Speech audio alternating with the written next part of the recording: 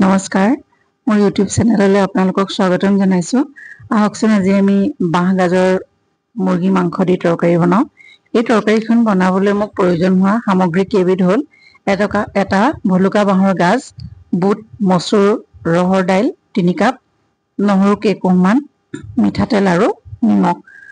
মুৰ্গীৰ মাংস 225 গ্ৰাম, পিঁয়াজ মিডিয়াম চাইজৰ 2টা, আদা নহৰু পেষ্ট, জালুকৰ গুড়ি, হালধি, নিমখ, জিৰা পাউডাৰ আৰু ধনিয়া পাউডাৰ।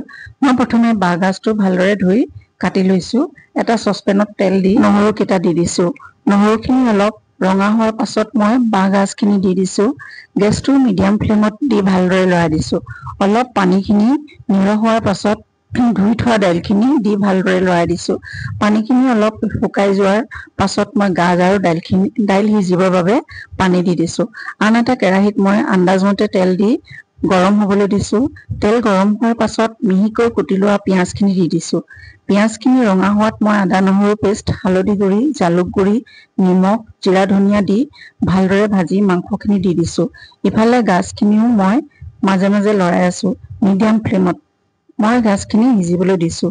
মাংসখিনি মাজে মাজে লৰাই আছোঁ। মাংস সিজি যোৱাৰ পাছত মই সেইখিনি গাজত ঢালি দিছোঁ।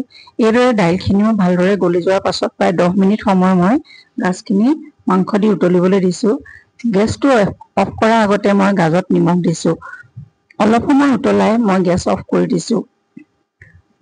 এই তৰকাৰীখন ৰান্ধিবলৈ আপোনালোকে গাজটো কিন্তু ভলুকা বাঁহৰহে ল'ব।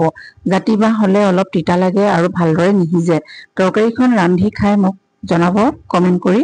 মোৰ যদি ৰন্ধা ভাল হৈছে এটা লাইক কৰি দিব আৰু ছাবস্ক্ৰাইব কৰিব। আজিলৈ আহোঁ, ধন্যবাদ।